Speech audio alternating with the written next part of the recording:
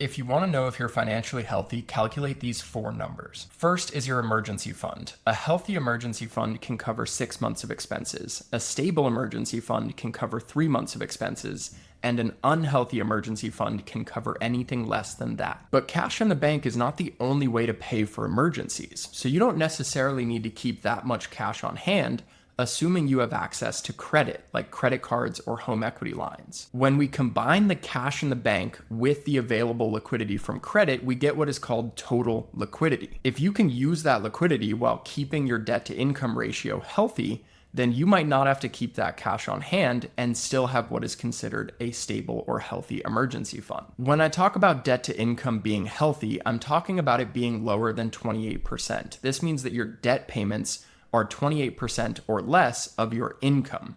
And the reason this is important is because when you have a really high debt to income, it's harder to have a higher savings rate. So debt to income is the third ratio you need to calculate, and then savings rate is the fourth.